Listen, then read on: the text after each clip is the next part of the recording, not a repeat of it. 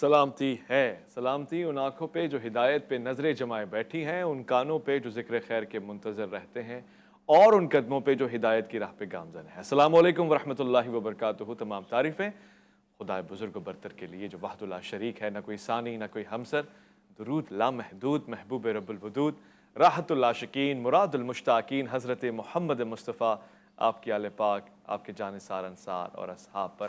German آپ دیکھ رہے ہیں الف لام میم۔ الف لام میم آج مختص ہے جشن ولادت باسعادت حضرت مآب صلی اللہ علیہ وآلہ وسلم سے۔ میں ناچیز محمد اویس ربانی آپ کو خوش آمدید بھی کہتا ہوں، اور آج کی خوشیاں، مسرتیں، احکام، ہر شے آپ کو مبارک کہتا ہوں۔ بے شک اللہ کی نعمتوں میں سے ایک عظیم نعمت ہے جس کا خدا ہمیں شاکر بنائے، اور ہاں اپنے کردار سے اور اعمال سے ہم اس کا اظہار بھی کریں۔ رحمت للعالمین صلی اللہ علیہ وآلہ وسلم کے اس ماہ کو، بلکہ ہر دن کو آپ کی زندگی کو اپنی زندگیوں میں اتار لیں۔ اور بے شک قرآن نے سچ فرمایا کہ تم میں سے کوئی بھی شخص وہ مقام وہ مرتبہ نہیں پا سکتا معرفت کا، یعنی جو چاہیے ہر کسی کو جس نتیجے پہ پہنچے، سوائے اس کے کہ اللہ کے رسول کو اپنے والدین سے بھی زیادہ معزز مکرم جانے، معتبر جانے، اپنی جانیں قربان رکھے، اپنے والدین ان پہ فدا رکھے۔ یہی ہے۔ حضرت عمر بن خطاب رضی اللہ عنہ نے سوال بھی پوچھا ہے، اللہ کے رسول میں اپنی جان کے علاوہ سب پہ، ہر شے پہ آپ کو مقدم رکھتا ہوں۔ فرمایا نہیں عمر، جان سے بھی زیادہ مقدم رکھنا ہے، جان دو عالم کو۔ اللہ اکبر۔ آج کی یہ محفل اسی محبت میں، سرور میں سجائی گئی ہے۔ میں خوش آمدید کرنا چاہتا ہوں، تشریف فرمائیں بہت ہی پیارے عالم دین۔ آپ تدریس کے اوپر بہت گہرا کام کر رہے ہیں، توجہات آپ کی معاشرے کی تعمیر کے اوپر ہے، وہ بھی سنت نبی صلی اللہ علیہ وآلہ وسلم کے افکار کے اوپر مبنی۔ میں خوش آمدید کرنا چاہتا ہوں مفتی ابو بکر محی الدین کو۔ السلام علیکم ورحمۃ اللہ۔ وعلیکم السلام ورحمۃ اللہ وبرکاتہ۔ میں گفتگو کا آغاز، بلکہ پروگرام کا ہی آغاز کروں گا ایک معروف اور بہت ہی پیارے ثنا خان کی آواز کے ساتھ، اور کلام بھی ایسا کہ ہر مرتبہ ربیع الاول میں جب پڑھا گیا ہے سرور آیا ہے۔ میں چاہوں گا کہ خرم حبیب کی آواز میں فلک کے نظاروں سے مخاطب ہو کے رسالت مآب صلی اللہ علیہ وآلہ وسلم کی خوشیوں کو شیئر کیا جائے۔ فلک کے نظاروں، زمیں کی بہاروں، سبھی دے مناؤ، حضور آ گئے ہیں، حضور آ گئے ہیں، حضور آ گئے ہیں، حضور آ گئے ہیں، حضور آ گئے ہیں۔ انوکھا نرالا وہ ذیشان آیا، وہ سارے رسولوں کا سلطان آیا۔ ارے کج کلاؤ، ارے بادشاہ ہو، نگاہیں جھکاؤ، حضور آ گئے ہیں۔ سما ہے ثنائے حبیب خدا کا، یہ میلاد ہے سرور انبیاء کا۔ نبی کے گداؤں سب ایک دوسرے کو گلے سے لگاؤ، حضور آ گئے ہیں، حضور آ گئے ہیں، حضور آ گئے ہیں، حضور آ گئے ہیں، حضور آ گئے ہیں۔ ماشاءاللہ، سبحان اللہ۔ کہاں بے ظہوری، کہاں ان کی باتیں، کرم ہی کرم ہے یہ دن اور راتیں، جہاں پر بھی جاؤ دلوں کو جگاؤ، یہی کہتے جاؤ، حضور آ گئے ہیں۔ فلک کے نظاروں، زمیں کی بہاروں، سبھی دے مناؤ، حضور آ گئے ہیں۔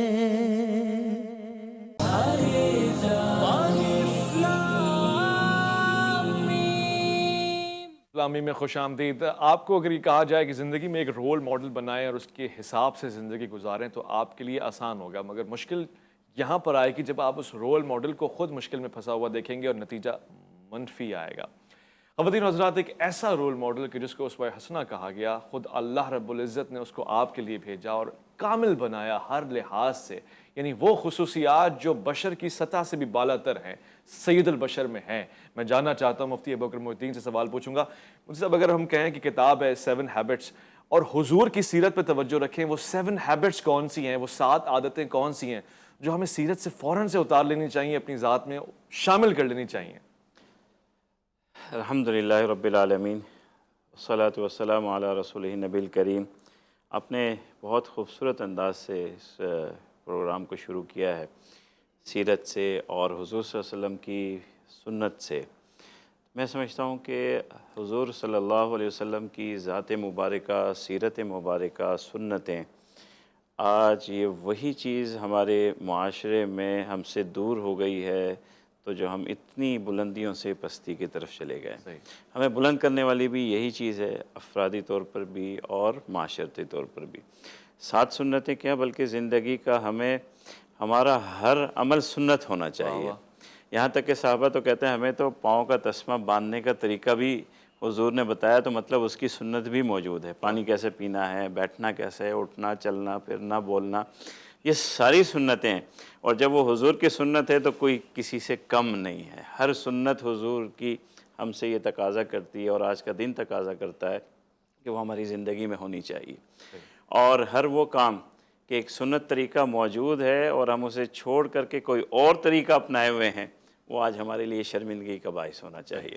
یہ آج پیمانہ ہونا چاہیے. ہم میں سے ہر آدمی بیٹھ کر کے دیکھے کہ وہ حضور صلی اللہ علیہ وسلم، یہ ایک تو یہ پیغام ہے کہ آپ کے ہر معاملے میں حضور کی سنت موجود ہے. بے شک. لباس میں، چلنے میں، پھرنے میں، کاروبار کرنے میں، اٹھنے میں، بیٹھنے میں. آپ والد ہیں، آپ بیٹے ہیں، آپ شوہر ہیں، آپ کے گھر میں خواتین ہیں، ان کے لیے بھی حضور کی زوجات اور بیٹیوں کی صورت میں حضور کی سنت اور طریقہ ہر معاملے میں زندگی کے موجود ہے. جہاں جہاں بھی آپ اتنا وسیع دائرہ ہونے کے بعد، ہم سب پہلے سوال تو یہ کریں کہ ہماری زندگی کتنی سنت کے سائے کے اندر ہے. صحیح. پہلا سوال یہ کریں، اور یقیناً ہم سب کو مایوسی ہوگی، ہم سب کو شرمندگی بھی ہوگی. آج ہم سنتوں سے بہت دور ہو گئے ہیں، لباس میں، گفتگو میں، اعمال میں، رویوں میں، اخلاق میں، کاروبار میں. میں اپنے معاشرے کی بات کر رہا ہوں جو پاکستان کا معاشرہ ہے. ہمیں حضور کی سنت کہیں نظر نہیں آ رہی ہے. تو پہلی چیز اور آج کا پہلا پیغام آپ کے توسط سے یہ ہونا چاہیے کہ حضور کی سنتوں سے جتنا دور ہوتے جائیں گے، حضور کی زندگی سے جتنا دور ہوتے جائیں گے، اتنا تنزلی کی طرف چلے جائیں گے.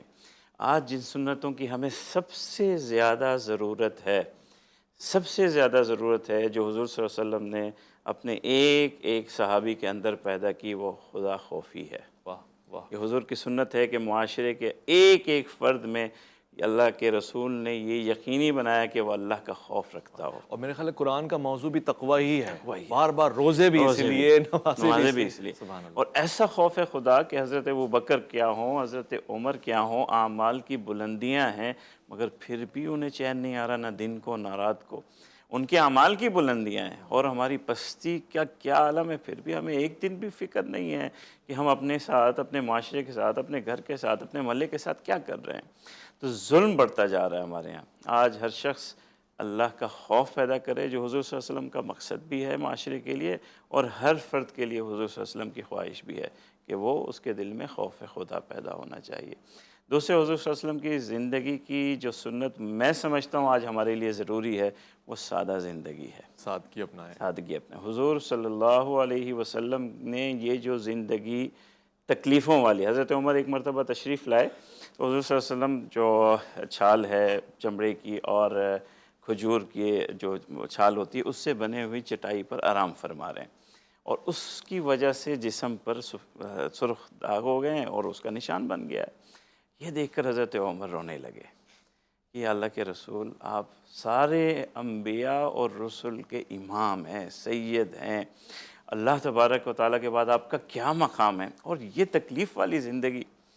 تو پھر حضور صلی اللہ علیہ وسلم نے جو اس موقع پر جواب دیا، فرمایا کہ انبیاء کو جس قدر تکلیف اس دنیا میں اٹھائی جاتی ہے ایسی تکلیف کسی کو نہیں ہوتی، اور میں تو سید الانبیاء ہوں۔ اللہ اور پھر حضور صلی اللہ علیہ وسلم نے یہ سادہ زندگی کی تکلیفیں جو اٹھائی ہیں، راحت کو چھوڑ دیا انہوں نے، یہ اسی لیے اٹھائی ہیں کہ امت ہر حال میں سادگی پہ چلے، اور اگر کسی کے پاس کوئی یہ چیز نہ ہو، کوئی مجبور ہے، کوئی کسی طرح کی محتاجی میں ہے، تو وہ حضور صلی اللہ علیہ وسلم کی زندگی کو دیکھے، اس کو سہارا ملے۔ تو آج ہماری زندگی میں ہمیں کیا ہو گیا ہے؟ میں سمجھتا ہوں کہ 80% ہمارے معاشرے کی پریشانی یہی ہے کہ ہم نے سادہ زندگی چھوڑ دی۔ حقیقت لوگ سادہ زندگی نہیں گزارتے اور ان بے بنیاد چیزوں کے پیچھے خودکشیاں کر رہے ہیں جی کہ بھئی یہ کیوں نہیں ہے میرے پاس، میں بچے کو یہ نہیں دلا سکا، میں تعلیم نہیں دلا سکا، میں نے خودکشی۔ اللہ نے کتنی بڑی نعمت آپ کو دی زندگی کی، اور آپ اسے ایک فضول چیز کے پیچھے ضائع کر رہے ہیں۔ تو آج ہمارے معاشرے کے ہر فرد کو جو دوسری سنت حضور کی زندگی سے لینی چاہیے وہ سادہ زندگی وجہ ہے۔ فرمایا آپ نے صاحب، یہ باتیں ایسی ہیں کہ جس پہ ہر دور کے فلسفی نے بھی اسی بات کی تجدید کی ہے۔ علامہ اقبال کیا فرما رہے تھے کہ میرا طریق امیری نہیں فقیری ہے، خودی نہ بیچ غریبی میں نام پیدا کر۔ اور حضور کے انداز زندگی کو دیکھا جائے، کیا چیز ہے جس کی آپ کے پاس کمی ہونی چاہیے نہیں؟ ایک اشارے پہ پہاڑوں کو سونا ہوتے ہوئے آپ دیکھیں گے، جبل احد چیخ چیخ کے کہے گا کہ جی میں ہوں آپ کے لیے ذاب بن کے، فضا بن کے، مگر رسالت مآب صلی اللہ علیہ وآلہ وسلم نے نہ جمع کیا، اور نہ ہی ایسا انداز جو آج ہمارے لوگ اپنا کے مطمئن ہو جاتے ہیں کہ جی یہ ہے تو سب کچھ ہے، یہ نہیں ہے تو کچھ نہیں۔ مفتی ارشاد شہیدی صاحب تشریف فرمائیں، لاہور سے ہمیں اپنا قیمتی وقت عنایت فرما رہے ہیں۔ مفتی صاحب، بہت خوبصورت پہلو ہیں، اور ولادت باسعادت کا خاصہ یہ ہے کہ ہمیں موقع مل جاتا ہے فقیروں کو کہ حضور کی شخصیت، آپ کی ذات گرامی کے اوپر توجہ رکھیں، مگر ایک خاص پہلو ہے جس کے حوالے سے میں آپ سے جاننا چاہتا ہوں۔ تجارت، آج کاروبار زندگی میں بہت سے مسائل پیش آتے ہیں، مسلمانوں کے لیے سنجیدہ مسئلہ یہ ہے کہ ایک مسلمان تاجر اس حوالے سے نہیں جانا جاتا کہ وہ مسلمان تاجر ہے، مگر آمنہ کے لال پہ سلام ہے کہ جناب ام المومنین حضرت خدیجہ جانتی ہی آپ کو تجارت کے سلسلے سے ہیں، اور وہاں آپ کے اوصاف بیان کیے جا رہے ہیں، یہ خاصیت ذرا بیان فرما دیں۔ جی بسم اللہ الرحمن الرحیم۔ محترم محمد اویس ربانی صاحب، بہت شکریہ آپ کا کہ آپ نے آج کے پروگرام میں مجھے شریک ہونے کا موقع دیا۔ دیکھیے، حضور تاجدار کائنات صلی اللہ علیہ وسلم کی ولادت باسعادت کا مہینہ ہے، اور یقیناً ہمیں از سر نو غور کرنا ہے اپنے آپ پر، اپنے کردار پر، اپنے چال چلن پر، اپنے معاملات پر، اور کوشش کرنی ہے کہ ہم حضور نبی اکرم صلی اللہ علیہ وسلم کی تعلیمات اور سیرت مطہرہ کے مطابق اپنی انفرادی اور اجتماعی زندگی کو ڈھال سکیں۔ یہی پیغام ہے آمد مصطفیٰ صلی اللہ علیہ وسلم کا، یہی پیغام ہے میلاد مصطفیٰ صلی اللہ علیہ وسلم کا، اور یہی اصل مقصود ہے بعثت محمدی صلی اللہ علیہ وسلم کا۔ جہاں تک آپ کے سوال کا تعلق ہے کہ آج کا تاجر حضور نبی اکرم صلی اللہ علیہ وسلم کی سیرت کو اپنانے میں کہاں کہاں کمزوری کا شکار ہے اور اسے ہم کیسے بہتر کر سکتے ہیں، دیکھیے اس بات میں کوئی شک نہیں ہے کہ معیشت اور روزگار کے اعتبار سے تجارت کو بہت اہمیت حاصل ہے۔ اگرچہ آج کے دور میں سروسز بھی ایک بہت بڑا ذریعہ ہے روزگار کا، مگر یہ کہ تجارت یہ انبیاء کرام کا پیشہ رہا ہے۔ خود حضور نبی اکرم صلی اللہ علیہ وسلم نے تجارت فرمائی، اور آپ نے اسلامی تجارت کے بہت رہنما اصول، بہت اچھے رہنما اصول عطا فرمائے۔ ان میں سب سے پہلی چیز تو آ جاتی ہے دیانتداری، کہ جو ہمارے پاس مال ہے، جو ہم بیچ رہے ہیں، جو خریدار ہم سے لینا چاہتا ہے، تو صاف ظاہر ہے اس چیز کی کوئی نہ کوئی کریکٹرسٹکس ہیں، اس کی کوئی خصوصیات ہیں، تو وہ جن کریکٹرسٹکس کے ساتھ اور جن خصوصیات کے ساتھ ہم نے کسی کو ڈیمانڈ، کسی کو اپنی چیز شو کی ہے، اس نے اسی کے مطابق قیمت طے کی ہے اور ہمیں ڈیمانڈ دی ہے، اور دیتے وقت اگر پھر ہم مال کی کوالٹی وہ نہیں رکھتے جو کہ طے ہوئی تھی، تو اس کا مطلب ہے کہ there is the question of honesty.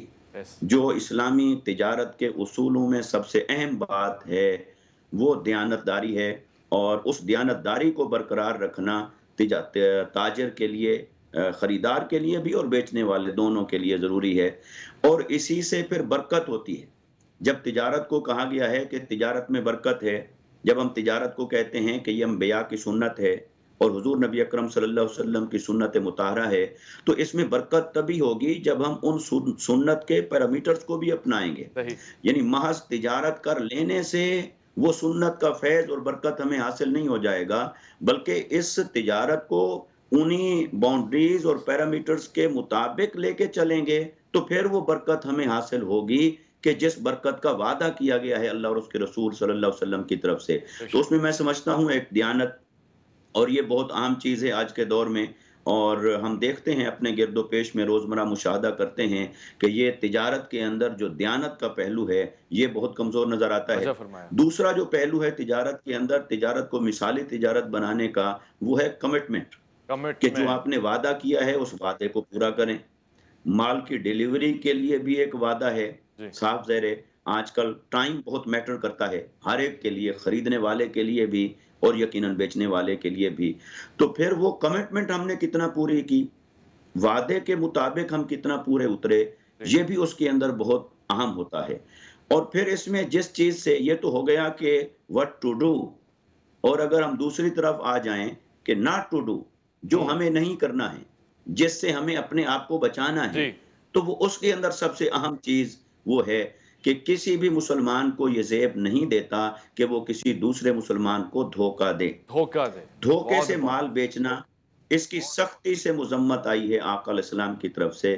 لہٰذا دھوکہ نہیں دینا اور اس میں جھوٹ نہیں بولنا، بہت اگر بہت ان دو مناسب، چیزوں کو ہم ناٹ ٹو ڈو میں رکھ لیں اور اپنے لیے لازمی جانیں، اور دو چیزوں کو ہم ٹو ڈو کے اندر لازم کر لیں کہ دیانتداری سے ڈیل کرنا ہے اور وعدے کی پاسداری کرنی بہت ہے، خوب مصعب، قول کی آپ نے یہ دو پاسداری دو کرنی ہے۔ پیرائے ہمیں میں بتائے ہیں، سمجھتا ہوں یہ کہ دو ہماری گروپس جو آپ تجارت نے بتائے اس میں مبارکہ کے آسانی ہو گئی نا مطابق کہ ایک چھوٹا سا بچہ بھی، اگر ہم آج کا نیا زمانہ ہے انٹرپرینورشپ کی طرف جاتے ہیں تو یہ دو چیزیں سمجھ لے، تجارت بھی اس کے لیے آسان ہو جائے گی۔ ایمانداری سب سے بڑا پیمانہ ہے، اور دوسری طرف دھوکہ دہی، ہمیں لگتا ہے کہ دھوکہ دے کے کاروبار ہوتا ہے، فریب میں ڈال کے کاروبار ہوتا ہے، شک میں ڈال کے کاروبار ہوتا ہے، مگر آپ بتا رہے ہیں کہ سنت کا خوبصورت انداز یہ ہے کہ سچ بتا کر، حقیقتیں بتا کر، اور وہ تجارت ہو یا پھر عام معمولات زندگی ہو، ایمانداری کے اوپر مبنی گفتگو ہونی چاہیے اور یہی عمل ہونا چاہیے۔ ایک مختصر وقفہ ہے، ہم لوٹ کر آئیں گے، مزید سیرت نبی صلی اللہ علیہ وآلہ وسلم کا مطالعہ کرنے کی کوشش کریں گے۔ الف لام میم میں آپ کا انتظار رہے گا۔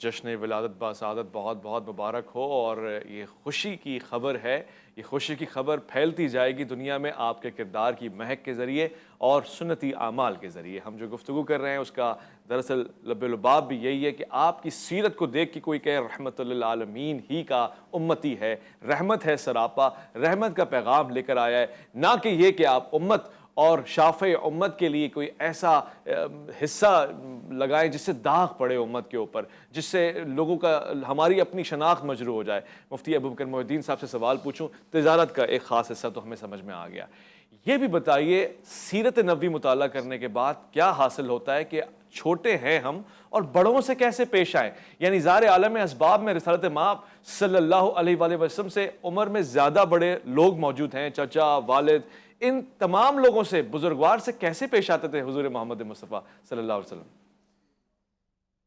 حضور صلی اللہ علیہ وسلم کی سیرت کا جو یہ پہلو ہے، اس میں بھی اور تمام صحابہ جو مدینہ منورہ کی زندگی میں اور مکہ کی زندگی میں، یہ پہلو حضور کی تربیت میں بہت نمایاں تھا، اور حضور کی اپنی سیرت میں بھی بہت نمایاں تھا۔ اپنے جو حضور صلی اللہ علیہ وسلم جن بزرگوں سے واسطہ رہا، اپنے چچاؤں سے، حضرت عباس مدینہ میں بھی آئے، حضرت حمزہ، اور پھر حضرت عباس ایک مرتبہ تو ایک صورت میں زبردستی مخالف فریق میں بھی لائے گئے، اور وہاں بھی حضور نے اپنی اس بزرگوں کے لیے جو ایک احترام اور شفقت ہے اس کا مظاہرہ بڑے خوبصورت انداز میں کیا، کہ منع فرمایا کہ کوئی ان کے درپے نہ ہو۔ اور پھر جو صحابہ کو حضور صلی اللہ علیہ وسلم کی تعلیم تھی، کبھی بھی حضور صلی اللہ علیہ وسلم سختی کو بے ادبی کو پسند نہیں فرمایا کرتے تھے، اور کبھی اس چیز کو حضور صلی اللہ علیہ وسلم، بہت کم ایسی چیزیں تھیں جو حضور صلی اللہ علیہ وسلم کے چہرے پہ ناپسندیدگی کا اس کا اظہار کر دیتی تھیں۔ ان میں سے ایک یہ تھی کہ اپنے کوئی بھی حضور مجلس میں دیکھتے کہ کوئی چھوٹا کسی بڑے سے بے ادبی کے ساتھ پیش آ رہا ہے معاملہ یا جھگڑا، یہ دو چیزیں ایسی تھی کہ حضور کی زندگی میں یہ سخت نالاں تھیں، اور اس کا اظہار حضور صلی اللہ علیہ وسلم کے چہرہ مبارک سے ہو جایا کرتا تھا۔ تو حضور صلی اللہ علیہ وسلم نے جو معاشرہ تشکیل دیا، وہ معاشرہ تشکیل دیا مدینہ منورہ پہنچ کر کے۔ میں چاہوں گا اس معاشرے میں جب وہ پہنچے تو دو چیزیں ایسی ہیں جو آج ہمیں اپنے معاشرے کے سامنے رکھنی چاہیے کہ ہمارا معاشرہ حضور صلی اللہ علیہ وسلم کی ان تعلیمات سے ان کی روشنی میں آگے بڑھے۔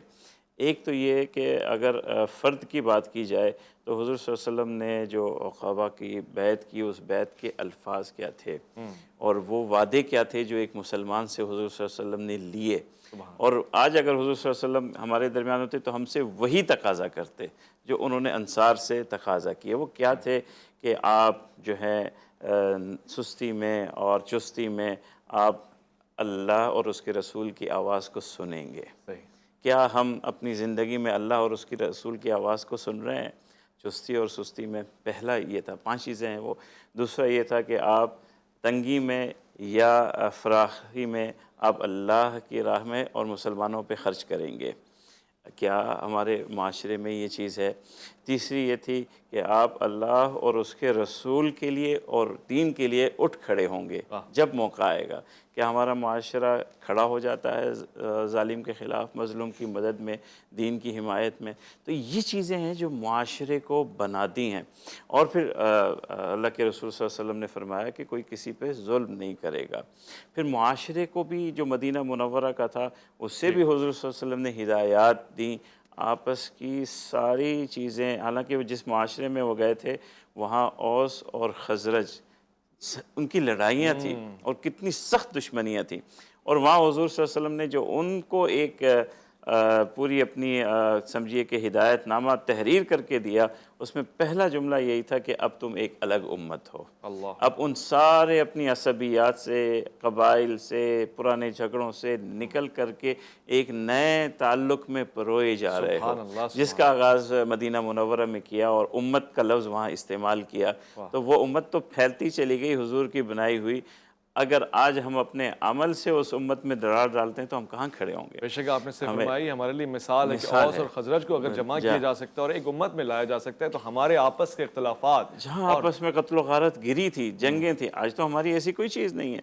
پھر بھی ہم اپنے مسلمان بھائی کے لیے وہ جذبات کیوں نہیں رکھتے جو اوس اور خزرج نے اپنی اتنی دشمنیوں اور اتنی قتل و غارت گری کے بعد حضور کے اس تعلق کی بنا پہ وہ محبت کا، اخوت کا ایک رشتہ پروان چڑھایا، اور جو ہمیں نظر آیا مدینہ منورہ میں۔ میرا دل ہے کہ محبت اور امن اور پیار، اور سب سے بڑھ کے یہ کہ صلح اور آشتی کے اس خوبصورت سے ماحول کو جس کو ہم ریاست مدینہ کہتے ہیں، مدینہ منورہ میں جس کو دیکھا وہ پھیلا، اور پھر آج اس کا ذکر نعتیہ انداز سے بھی ہو۔ خرم حبیب سے گزارش کروں گا کہ ایک کلام جس کے ساتھ ہی ہم اس پروگرام کے اختتام کی طرف جائیں گے، مگر یہ کہ تشنگی چھوڑے جائیں گے اور پھر جب لوٹ کر آئیں گے واپسی تو مزید گفتگو کریں گے۔ اور میں چاہوں گا کہ اختتام میں ایک نتیجہ لے لوں اس نعت کے بعد۔ میں خرم صاحب سے گزارش کروں گا کلام پڑھ دیں۔ اللہ اللہ اللہ لا الہ الا ہو، اللہ اللہ اللہ لا الہ الا ہو۔ عام نبی بی کے گلشن میں آئی ہے تازہ بہار، عام نبی بی کے گلشن میں آئی ہے تازہ بہار، پڑھتے ہیں صلی اللہ وسلم، پڑھتے ہیں صلی اللہ وسلم، آج در و دیوان بھی جی اللہ اللہ اللہ اللہ لا الہ الا بارہ ربیع الاول کو وہ آئے پیارے نبی، بارہ ربیع الاول کو وہ آئے پیارے نبی، ماہ نبوت مہر رسالت، ماہ نبوت مہر رسالت، صاحب خلق عظیم نبی جی، اللہ اللہ اللہ لا الہ الا حمید و محمود اور محمد دو جگ کا سردار، جان سے پیارا راج دلارا، جان سے پیارا راج دلارا، رحمت کا سرکار نبی جی، اللہ اللہ اللہ لا الہ الا بہت اچھے، ماشاءاللہ، خوبصورت کلام، اور دل ہے کہ مزید جشن ولادت باسعادت کے اس پرلطف ماحول میں غوطہ زنی کی جائے۔ میں اس پروگرام کو اختتام پذیر کرتے ہوئے یہ شفقت اور سعادت مزید اگلے پروگرام کے لیے بڑھا رہا ہوں۔ اپنا خاص خیال رکھیں گے آپ۔ مفتی ابوبکر محی الدین صاحب کو شکریہ کہنا چاہتا ہوں، مفتی ارشاد سعیدی کو شکریہ کہنا چاہتا ہوں، اور خرم حبیب کو شکریہ کہنا چاہتا ہوں۔ خواتین و حضرات، ایک بار پھر سے آپ کو بہت بہت مبارک ہو، اور خدا کرے کہ یہ مبارک بار ہماری نسلوں میں ایسی جاری و ساری رہے، سیرت اور سنت بن کر۔ محمد اویس ربانی کو دیجیے گا اجازت، اللہ کی امان میں۔